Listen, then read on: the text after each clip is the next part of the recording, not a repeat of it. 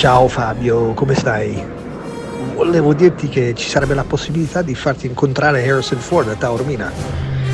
Se è una cosa che ti fa piacere, lui è qui per la presentazione del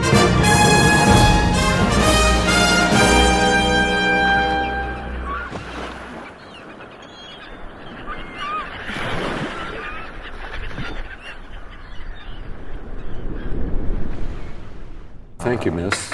Appreciate it. Thank you. Thank you.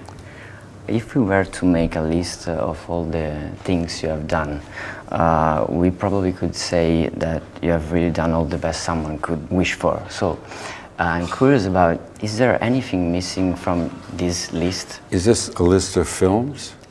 All the things you have done. All the things Yeah. I've done. I don't remember any of the things that I've done. Okay. I mean, I can't see the list, so I don't know what could the list- possibly be on it. If I print the list, it's like a Bible. A you know? Bible. So Okay. I cannot literally. Yeah, I know it has to be kept in a safe place, so it doesn't hurt anyone else. Yeah. No, I'm fine. I've been very, very lucky in life to be allowed to do, first of all, what I love to do, which is work, because I have been part of successes that have been other people's successes as well. So my whole film career is based on the fact that, by association with George Lucas and Steven Spielberg.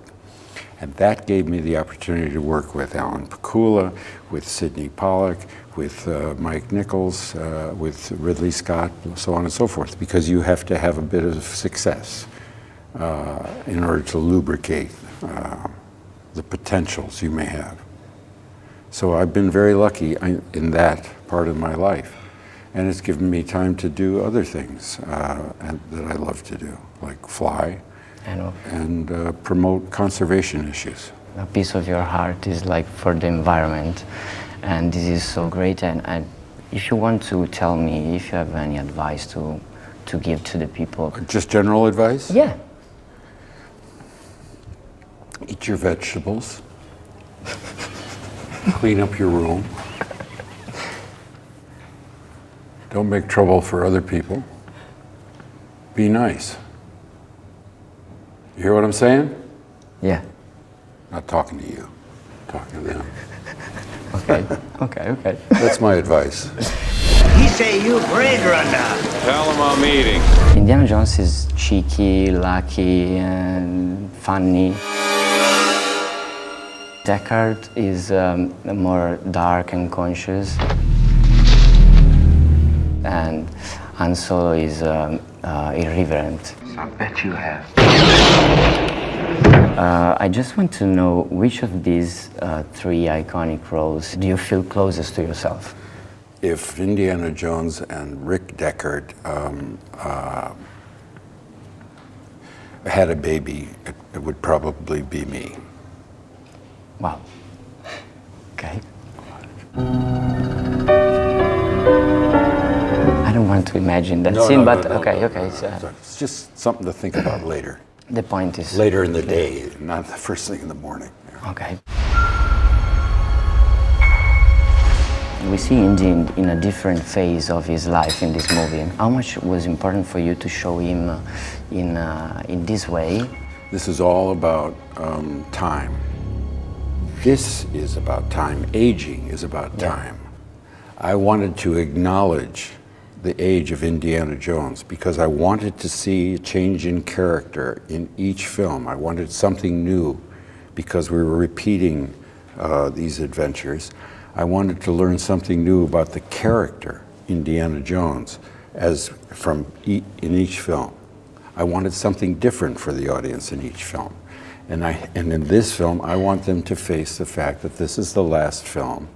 This is Indiana Jones now, Yeah. still wanting to do the same things he did in the first movie, Yeah. but he does them like a man who's my age.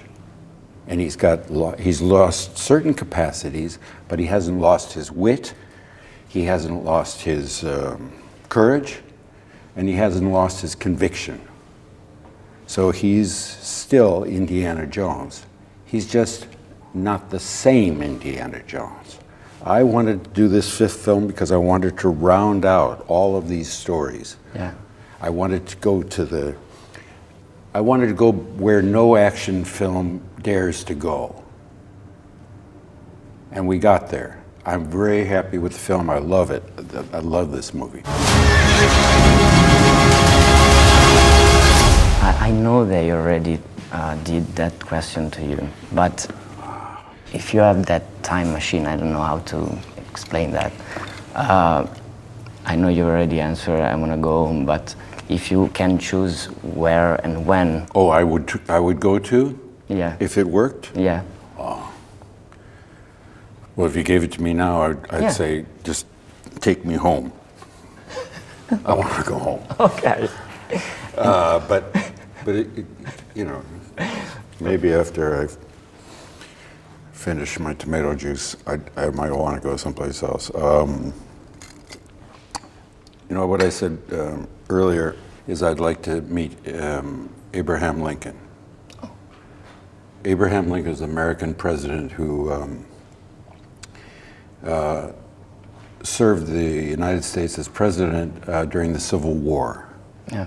And he reunited the country by freeing the slaves, ending the war. That's a simple version. I know history is very complicated, but I'd love to figure out how he reunited the United States. How he managed all that stuff. Yeah, how he wrangled all these disparate elements. And then you use the second time, you come back home. Then I'll rinse and repeat.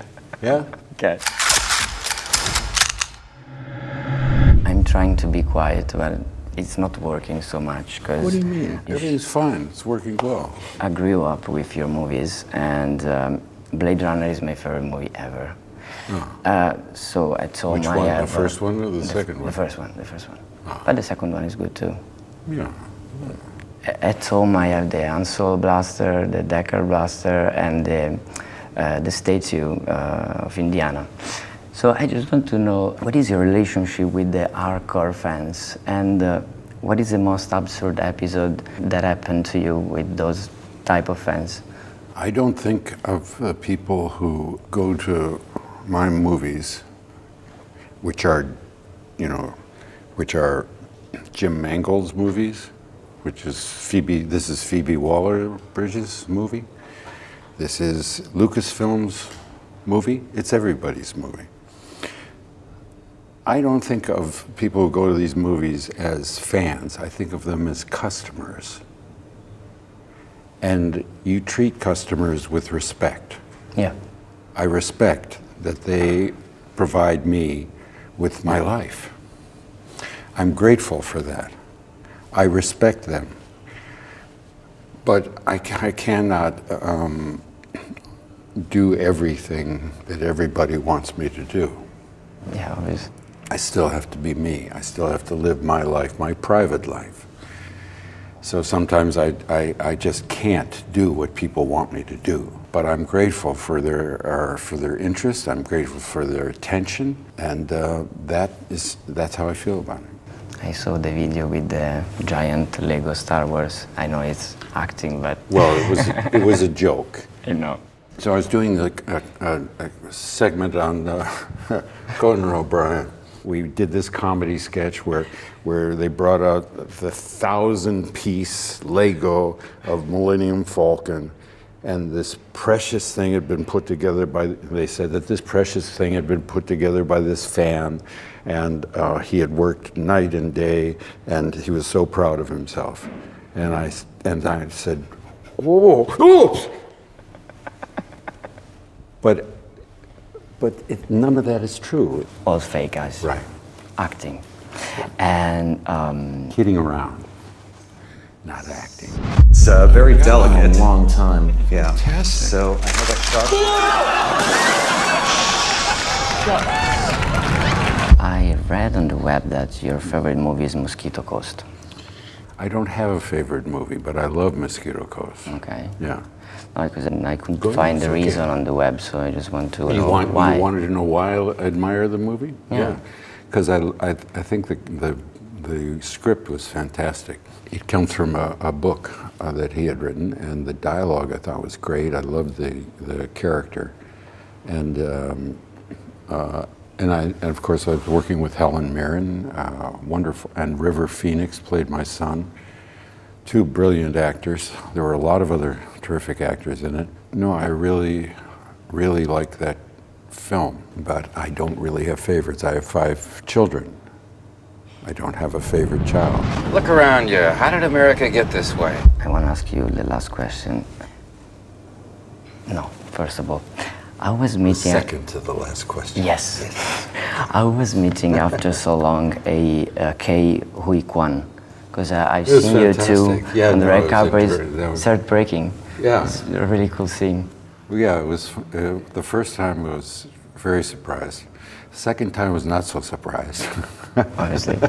But it's still a pleasure to see him. I'm so happy for his success. He was really, last time I really saw him, he was 12 years old, but he looked like he was 8. He was about that big. But he was this same person.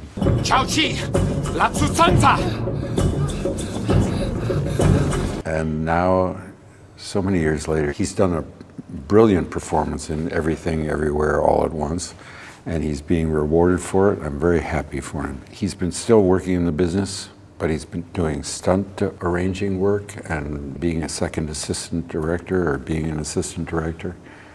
And now the opportunities for him are endless. I'm so happy for him. He's a wonderful person. He's a wonderful actor. Yeah, you deserve it. I love him.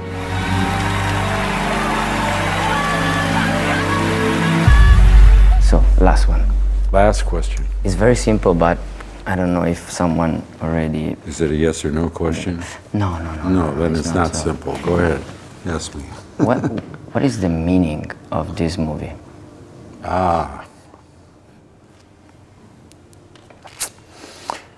think it means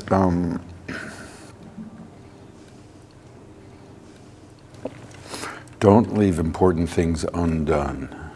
Don't conduct your life so that you leave a trail of tears behind you. But face the reality of age with dignity and some grace. I mean, whatever you can muster. But it's not. The movie's not about getting old. That's what the movie's about for me. Yeah. But for everybody, there's something different. Yeah, I mean, this is a movie you take your family to. Kids can enjoy this. There's a lot of action, but it's not bloody. Yes. Gore. There's a lot of humor, but it's not coarse humor. It's okay for kids. Yeah. It's a story about things that I think kids will be intrigued by and want to talk to their parents about. Could that really happen, Dad? What's going on there? That kind of thing has really been at the core of why these films are so successful. They're family movies. They were seen originally, get this, in movie theaters. This movie can be seen in movie theaters and should be seen in movie theaters. Because it's not just about staying home, it's about community, it's about your common humanity. See it with strangers in a theater with an incredible sound system and projection system, and without your refrigerator, So the first time, see it that way at least, because it's worth seeing again, as all of the Indiana Jones movies have been. And the luck of my career is that these movies are passed on from generation to generation in families. So I'm introduced to a new generation of filmmakers. That's why I'm still here. Thank you. Thank you. Thank you so much. My friend. It is an honor. Also, if my father was here, but he's not here with us anymore, it was like the biggest fan of you. So I'm so grateful for that. Thank you so much. Thank you.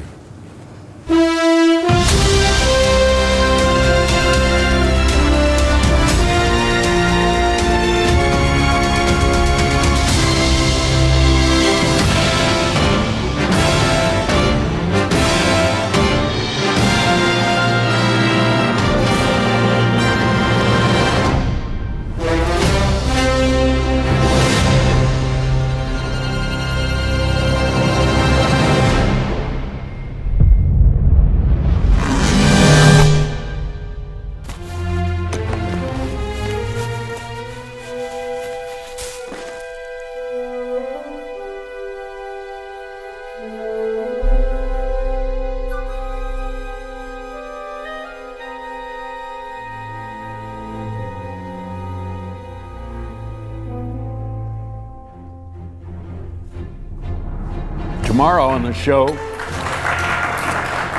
got Hulk Hogan and Reese Witherspoon.